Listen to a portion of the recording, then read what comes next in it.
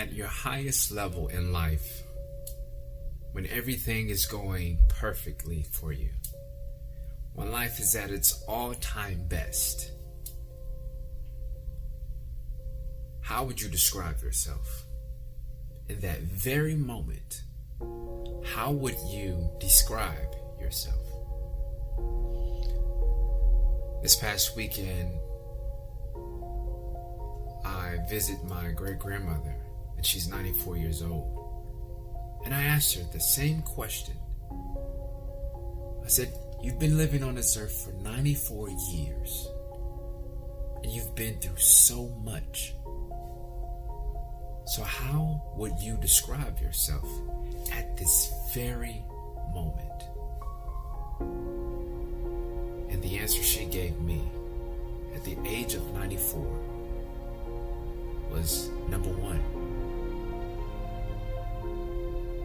And then I asked, at your lowest moment in life, how did you describe yourself? And she said, number one. See, it doesn't matter what your situation may look like. All that matters is when you look in that mirror, when you look on the edge, when you're looking off a cliff, you have to see yourself as number one. You have to see yourself being at the top of your game when you're at your lowest. You will go through trials and tribulations. But whatever you go through, no matter how many times you may fall, you have to continue to see yourself as being number one. God sees you as being number one. Whether you sin, whether you don't sin, you will be number one in His eyes. I recently finished a book by Bob Goff called Dream Big. And he mentioned David, which is he's considered as being a man after God's own heart. But here's the question I pose to you. How can a man who was a murderer be a man after God's own heart? God saw him as being number one. So if God sees him as a man after His heart, then He sees you as being a man or a woman after His heart. No matter what you may do in life, no matter what you may go through in life, you have to believe and understand that you are more than what you think you are. When you're high, continue to be high. When you're low, continue to think of yourself as if you were high. Life is a mess, we all know.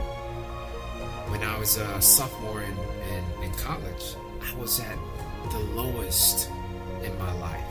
I had done some things that I did not think I would be able to come back from. And God still saw me as number one. I did not see myself as being, but God did. But today, when I am low, I see myself as being number one. When I am high, I see myself as being number one. No matter how I look at the mirror or what I look like when I look in the mirror, I tell myself that you are number one.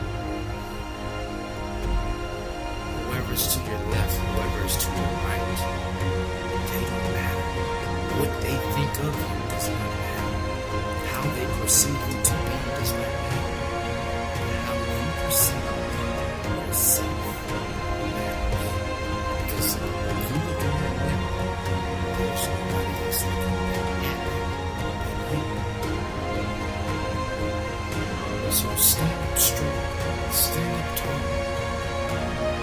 yourself as number one. You may be going through trials and tribulations right now, but view yourself as number one. See yourself through the storm. See yourself on the other side of the storm. When you're at your lowest, all you need is an ounce of hope to keep you moving forward. And that ounce of hope will grow and grow to what you need in order to make it through. So when you're low, view yourself as being number one. When you're high, continue to be number one. And when you see that man or that woman who has been knocked down, who has failed, don't condemn them. You pick them up and you tell them the same thing that I am telling you today. You are number one. See yourself as number one, and you will conquer all.